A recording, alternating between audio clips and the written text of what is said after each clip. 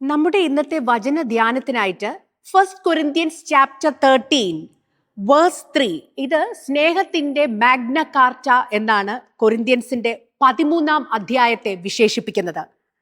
First Corinthians chapter 13 verse 3, അതായത് സ്നേഹം ദീർഘമായി ക്ഷമിക്കുകയും ദയ കാണിക്കുകയും ചെയ്യുന്നു, സ്നേഹം സ്പർദ്ധിക്കുന്നില്ല, സ്നേഹം നിഗളിക്കുന്നില്ല, ചീർക്കുന്നില്ല, അയോഗ്യമായി നടക്കുന്നില്ല, സ്വാർത്ഥം അന്വേഷിക്കുന്നില്ല, ദേഷ്യപ്പെടുന്നില്ല, ദോഷം കണക്കിടുന്നില്ല, അനീതിയിൽ സന്തോഷിക്കാതെ സത്യത്തിൽ സന്തോഷിക്കുന്നു, എല്ലാം പൊറുക്കുന്നു, എല്ലാം വിശ്വസിക്കുന്നു, എല്ലാം പ്രത്യാശിക്കുന്നു, എല്ലാം സഹിക്കുന്നു, സ്നേഹം ഒരു നാളും ഉതിർന്നു പോകയില്ല. സ്നേഹത്തെക്കുറിച്ച് പറയുന്ന വാക്കുകളാണ് നമ്മളിപ്പോൾ വായിച്ചത്. സ്നേഹത്തിൻ്റെ മാഗ്ന കാർട്ട എന്ന് പറയാവുന്ന ഒരു ചാപ്റ്ററാണ് ഫസ്റ്റ് കൊരിന്ത്യൻസ് ചാപ്റ്റർ 13. അപ്പോൾ ഇതിൽ നമ്മുടെ ക്രിസ്തീയ വിശ്വാസത്തിൻ്റെ അടിത്തറ എന്ന് പറയുന്നത് തന്നെ സ്നേഹമാണ്. ഈ സ്നേഹം നഷ്ടപ്പെട്ടത് കൊണ്ട് മാത്രമാണ് നമുക്ക് പല ബന്ധങ്ങളും വീണ്ടെടുക്കാൻ സാധിക്കാത്തത്. നമ്മൾ ഒരു കാര്യം മനസ്സിലാക്കേണ്ടത്, ഈ ബൈബിൾ, വിശുദ്ധ ബൈബിൾ എന്ന് പറയുന്നത്, ഇതിൻ്റെ മെയിൻ ത്രെഡ് എന്ന് പറയുന്നത് ദൈവത്തോടുള്ള അചഞ്ചലമായിട്ടുള്ള വിശ്വാസം, ട്രസ്റ്റ്, അൺകണ്ടീഷണൽ ഫെയ്ത്ത്, ചോദ്യം ചെയ്യാത്ത വിശ്വാസമാണ്. ഈ ഒരു വിശ്വാസം ഉണ്ടെങ്കിൽ മാത്രമേ നമുക്ക് ദൈവത്തെ പ്രസാദിപ്പിക്കാനും മഹത്വപ്പെടുത്താനുമായിട്ട് സാധിക്കത്തുള്ളൂ. സ്നേഹത്തിൻ്റെ അഭാവം കൊണ്ടാണ് നമുക്കിന്ന് പല ബന്ധങ്ങളിലും വിള്ളലുകളും തകർച്ചകളും പൊട്ടിത്തെറികളും സമാധാനമില്ലാത്ത ഒരു അവസ്ഥയും ഉണ്ടാകുന്നത്. ബൈബിൾ നമ്മെ പഠിപ്പിക്കുന്നത് ഏറ്റവും പ്രധാനപ്പെട്ട ആയിട്ട്, ബൈബിൾ എന്ന് പറയുന്നത് വീണുപോയവരുടെ, തോൽക്കപ്പെട്ട, അവഗണിക്കപ്പെട്ട, മാറ്റി നിർത്തപ്പെട്ട, നിന്ദിക്കപ്പെട്ട അങ്ങനെയുള്ളവർക്ക് ഒരു ഗ്രന്ഥമാണ്. അതായത് അങ്ങനെയുള്ളവരുടെ കഥയാണ്. നമുക്കറിയാം, പഴയ നിയമം നമ്മൾ നോക്കുകയാണെങ്കിൽ മോശ തുടങ്ങി ദാവീദ്, ശലോമോൻ, ന്യായാധിപന്മാരുടെ പുസ്തകത്തിൽ ഗിദയോൻ, സാംസൺ, ഇവരെല്ലാം, നമ്മൾ ഇപ്പോൾ പറഞ്ഞ മോശയാണെങ്കിലും വിശ്വാസികളുടെ പിതാവായിട്ടുള്ള അബ്രഹാം ആണെങ്കിലും എല്ലാവരുടെയും ജീവിതത്തിൽ യാക്കോബ് അപ്പനും 8ന്റെ പണി, അതുപോലെ തന്നെ ജ്യേഷ്ഠനും നാട്ടുകാർക്കുമൊക്കെ പണി കൊടുത്ത ഒരു വ്യക്തിയാണ്. യാക്കോബ് അപ്പനെ ചതിച്ചു, ജ്യേഷ്ഠനെ ചതിച്ചു. അതേ നാണയത്തിൽ യാക്കോബിൻ്റെ അമ്മായപ്പൻ്റെ കയ്യിൽ നിന്ന് അത് ലഭിച്ചിട്ടുണ്ട്. അപ്പം ഈ ഹീബ്രു പുസ്തകത്തിൽ ഒരു വ്യക്തി ചെയ്തത് ശരിയാണോ തെറ്റാണോ എന്ന് പറയുന്നില്ല, പക്ഷെ അവരുടെ ജീവിതം വരച്ച് കാട്ടുന്നതിലൂടെ അവർ ചെയ്തത് തെറ്റായിപ്പോയി എന്ന് കാണിക്കുന്നുണ്ട്. യാക്കോബ് തൻ്റെ ജീവിതത്തിൽ ചെയ്തത് തെറ്റായിപ്പോയി എന്നുള്ളത് യാക്കോബിൻ്റെ ആ ഒരു പ്രവാസത്തിലൂടെയും യാക്കോബ് അനുഭവിച്ച ആ ദുരന്തങ്ങളിലൂടെയും ഒക്കെ നമുക്ക് മനസ്സിലാവുന്നുണ്ട് വളരെ വ്യക്തമായിട്ട്. യാക്കോബിനുണ്ടായ നഷ്ടം, അതുപോലെ തന്നെ അബ്രഹാം ഹാഗാറിനെ സ്വീകരിച്ചതും, ഈജിപ്തിൽ പോയി ഹാഗാറിനെ സ്വീകരിച്ചതും ഒക്കെ തെറ്റായിപ്പോയി എന്നുള്ളതൊക്കെ പിന്നീടുള്ള ജീവിതത്തിൽ മനസ്സിലാകുന്നു. അപ്പോൾ ഹീബ്രു ലിറ്ററേച്ചറിൻ്റെ ഒരു പ്രത്യേകത തന്നെ അതാണ്. ശരി തെറ്റുകൾ ചൂണ്ടിക്കാണിക്കത്തില്ല, പക്ഷേ അവർ നമ്മുടെ ബൈബിളിൽ നമ്മൾ കാണുന്ന വ്യക്തികൾ അവരുടെ വഴിയിലൂടെ സഞ്ചരിക്കുമ്പോൾ അവർക്കുണ്ടാകുന്ന ആ വീഴ്ചകൾ, ദുരന്തങ്ങൾ, അതിലൂടെ അവരുടെ ജീവിതം അവർ തെറ്റിപ്പോയി എന്നുള്ളതിലോട്ടാണ് വരുന്നത്. അപ്പം നമുക്കറിയാം, ഈ പരാജയങ്ങളും വീഴ്ചകളും ഒക്കെ സംഭവിച്ച വ്യക്തികൾ, ബലഹീനതകൾ, കുറവുകൾ, ഇംപെർഫെക്റ്റ് ആയിട്ടുള്ള വ്യക്തികളെയാണ് ദൈവം വിളിക്കുന്നത്, അല്ലാതെ പെർഫെക്റ്റ് ആയിട്ടുള്ളവരല്ല. പല രീതിയിലും പാപങ്ങളിലും ഒക്കെ അകപ്പെട്ട് പോയവരാണ്. ദാവീദിൻ്റെ ജീവിതം തന്നെ നമ്മൾ എടുക്കുകയാണെങ്കിൽ, ദാവീദ് തൻ്റെ പാപങ്ങൾ ജസ്റ്റിഫൈ ചെയ്യാതെ ഏറ്റുപറഞ്ഞു.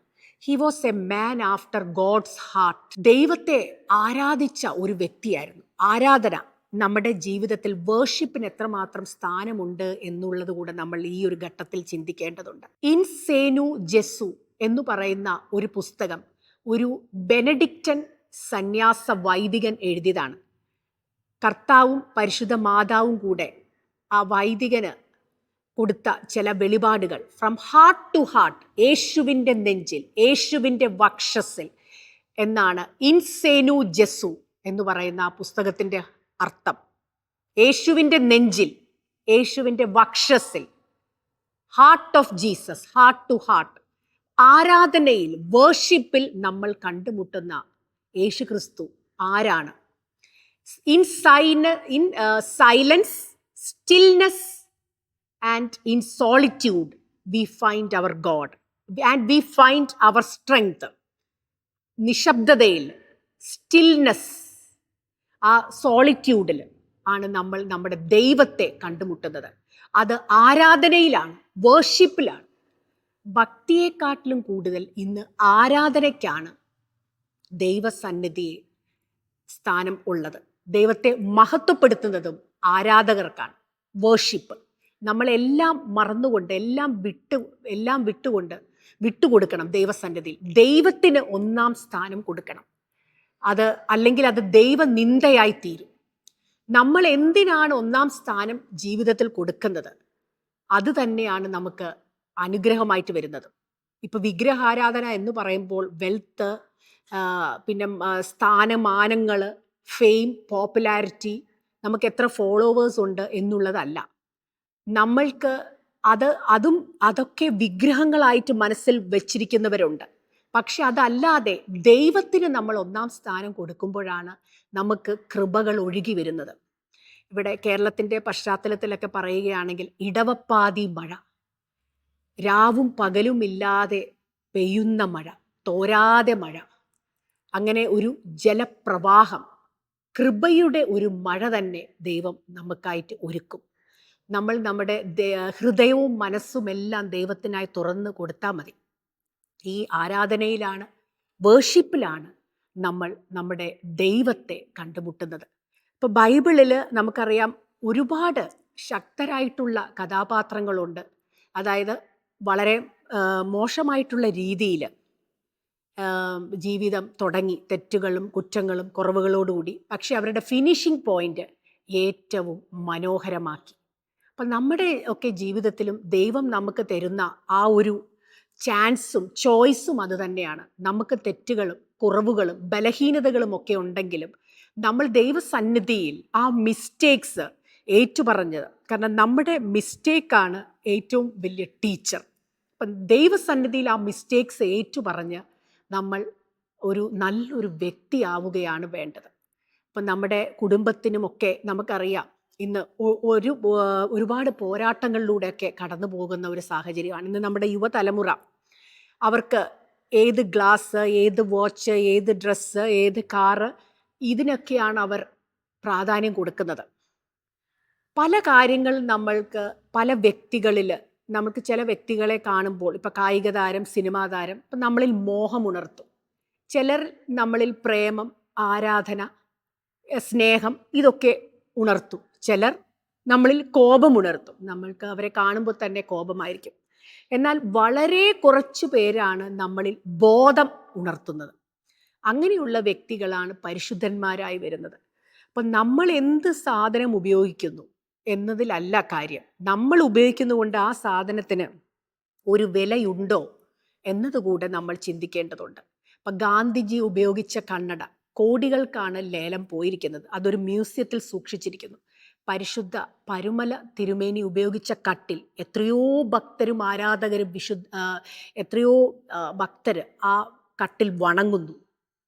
അപ്പോൾ നമ്മൾ ചിന്തിക്കേണ്ടതുണ്ട്, നമ്മുടെയൊക്കെ അവശേഷിപ്പുകൾ തിരുശേഷിപ്പുകൾ ആവുന്നത് എങ്ങനെയാണ്? അവശേഷിപ്പുകൾ തിരുശേഷിപ്പ്. നമ്മൾ വളരെയധികം ചിട്ടയോടുകൂടിയും പ്രാർത്ഥനാപൂർവവും ദൈവത്തിന് ഒന്നാം സ്ഥാനം കൊടുത്തുള്ള ആ ഒരു ജീവിതത്തിലൂടെ മാത്രമാണ് അത് വരുന്നത്. പിന്നെ നമുക്ക് അനുകൂലമായിട്ടുള്ള സാഹചര്യങ്ങളിൽ നമുക്ക് ദൈവത്തെ വിളിക്കാൻ നമുക്ക് യാതൊരു പ്രയാസവുമില്ല. പക്ഷെ പ്രതികൂലമായിട്ടുള്ള, തിക്തമായിട്ടുള്ള, കൈപ്പേറിയ സാഹചര്യങ്ങളിൽ നമ്മുടെ മനോനില കൈവിടാതെ ദൈവത്തെ ആരാധിക്കുകയും മഹത്വപ്പെടുത്തുകയും ചെയ്യുന്നതിലൂടെയാണ് നമുക്ക് ആ ഒരു അനുഗ്രഹം ലഭിക്കുന്നത്. കാരണം ഏതൊരു വ്യക്തിയുടെ ജീവിതം നമ്മൾ എടുക്കുകയാണെങ്കിലും ആ വെല്ലുവിളികൾ, അവർ സഹിച്ച ത്യാഗങ്ങൾ, സഹനങ്ങൾ, ഞെരുക്കങ്ങൾ, നൊമ്പരങ്ങൾ, കണ്ണുനീര്, നിലവിളി, ഇതൊക്കെ തന്നെയാണ് അവരെ ദൈവത്തോട് അടുപ്പിക്കുന്നതും അവർക്ക് നന്മയും ഉയർച്ചയും വളർച്ചയും അനുഗ്രഹങ്ങൾക്കുമൊക്കെ കാരണമാകുന്നത്. അപ്പം നമ്മുടെയൊക്കെ ജീവിതത്തിൽ നമുക്കുണ്ടാവുന്ന ഞെരുക്കങ്ങളിൽ നമ്മൾ ബിറ്ററാവാതെ ദൈവസന്നിധിയിൽ ഒരു ബെറ്റർ ട്രാൻസ്ഫോംഡ് പേഴ്സണാലിറ്റി ആവാനുള്ള ഒരു ഓപ്പർച്യൂണിറ്റി ആയിട്ടാണ് നമ്മൾ അതിനെ എടുക്കേണ്ടത്. കാരണം ഈ വിശുദ്ധ ബൈബിൾ എന്ന് പറയുന്നത് നമ്മൾ ഓരോ ദിവസവും ശ്രദ്ധാപൂർവം വായിച്ച് ധ്യാനിച്ച് മനസ്സിലാക്കണം.